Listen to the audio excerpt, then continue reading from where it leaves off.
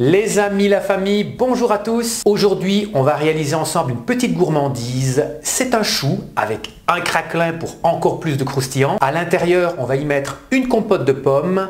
Dessus, on va faire une belle rosace de chantilly à la vanille. Et pour encore plus de gourmandise, on va y ajouter des bâtonnets de Granny Smith. C'est un dessert qui est facile à réaliser, c'est beau et c'est évidemment délicieux. Les amis, comme d'habitude, je vous mets la liste des ingrédients dans la barre d'infos. Et bien, si vous êtes prêts pour réaliser ensemble ce chou pomme vanille, c'est parti. On va commencer par préparer la crème vanille. Je verse donc dans une casserole la crème bien froide. On va gratter une belle gousse de vanille. Je verse les graines de la gousse ainsi que la gousse dans la crème. On va porter la crème à ébullition, alors faites attention à ce que ça ne sorte pas de la casserole.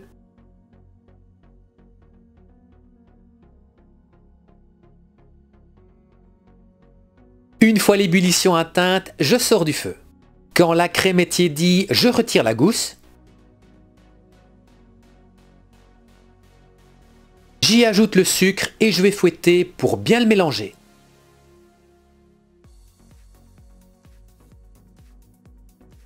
On va filmer la crème au contact pour éviter l'apparition d'une croûte et on la place au réfrigérateur, idéalement 12 heures.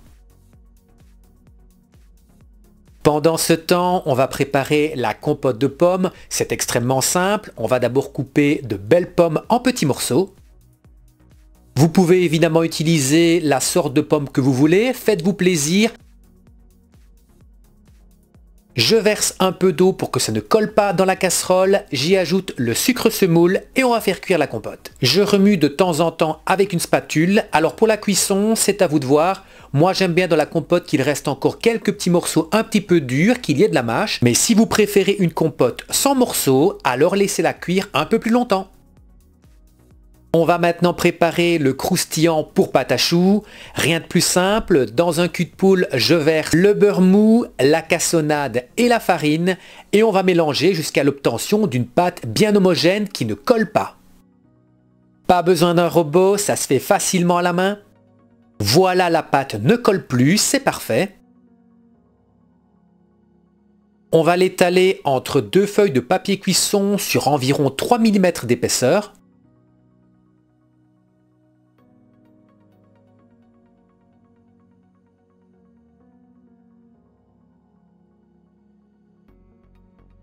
Quand la pâte est bien étalée, on la place au réfrigérateur pendant quelques heures.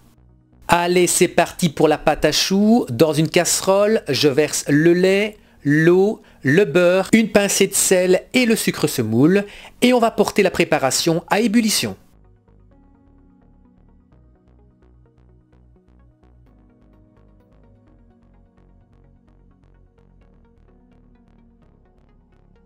Une fois l'ébullition atteinte, j'y incorpore la farine tamisée. Je vais mettre sur feu moyen et on va mélanger régulièrement la pâte. Vous allez voir progressivement, la pâte va se décoller des parois. L'objectif ici, c'est de la dessécher un maximum.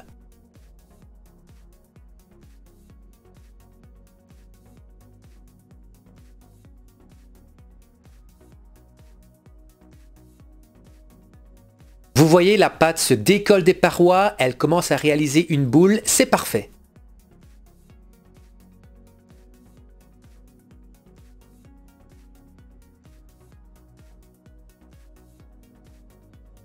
Je place la pâte chaude dans la cuve du robot. Je vais d'abord commencer par un peu la fouetter pendant quelques minutes, le temps qu'elle refroidisse. Et on incorpore ensuite les œufs. Progressivement, c'est important, vous devez laisser le temps à votre pâte de bien incorporer les œufs avant d'en remettre un petit peu. Faites attention, il ne faut pas toujours incorporer l'entièreté des œufs. Ça dépend un petit peu de vos œufs, ça dépend un peu de la manière dont vous avez desséché votre pâte. La pâte à choux, vous allez la faire à l'œil.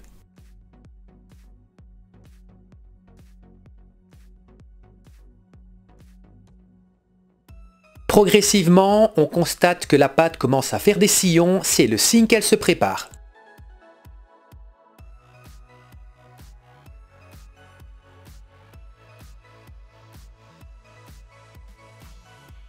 Pour vérifier si votre pâte à choux a la bonne texture, c'est extrêmement simple. Vous tracez un sillon avec votre doigt, lorsque la pâte est bonne, le sillon doit se refermer progressivement.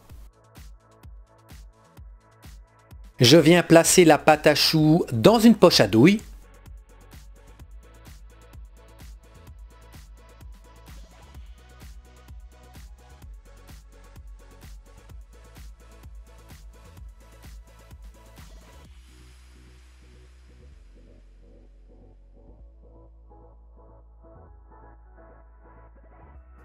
Sur un papier sulfurisé, je viens pocher des petites boules de pâte. Alors tout dépend si vous voulez faire des gros choux ou des plus petits choux, ça c'est vous qui voyez.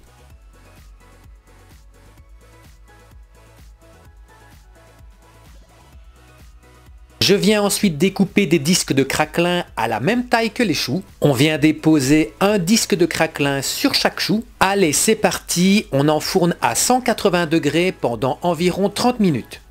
Il me restait des restes de pâte sucrée d'une vidéo précédente.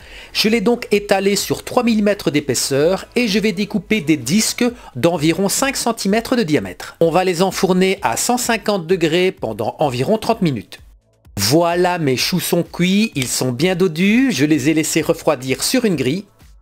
On va couper délicatement la tête avec un couteau-scie.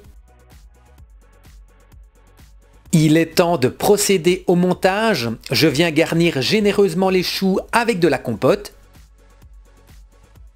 Je vais à présent monter la crème froide en chantilly. Comme d'habitude, vous y allez délicatement avec le batteur.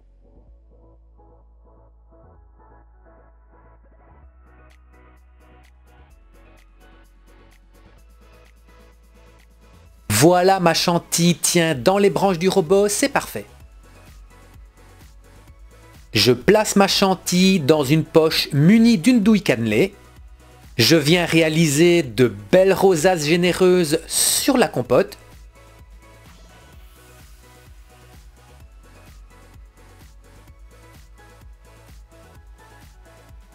Je repose enfin le chapeau du chou.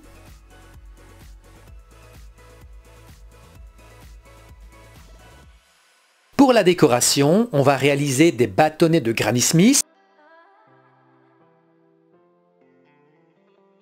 Vous les découpez assez fins, sinon ils auront du mal à tenir dans la chantilly. Je place délicatement 3 bâtonnets de Granny Smith par chou.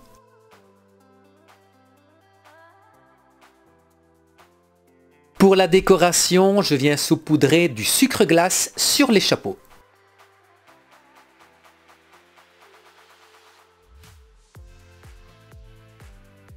Les disques de pâte sucrée sont cuits et refroidis, ils sont bien dorés. Je place mes supports en pâte sucrée sur la tablette de présentation et je viens déposer les choux sur les supports. Les choux pommes vanille sont terminés, moi je trouve ça joli et en plus c'est terriblement gourmand. Et bien voilà les amis, j'espère que vous avez apprécié cette recette et surtout qu'elle vous a donné envie de la préparer à la maison. Si vous avez aimé, n'hésitez pas à exploser le compteur des likes et j'attends également vos commentaires au bas de la description. En attendant, comme d'habitude, je vous fixe rendez-vous la semaine prochaine pour une nouvelle recette en vidéo. D'ici là, portez-vous bien et à la semaine prochaine.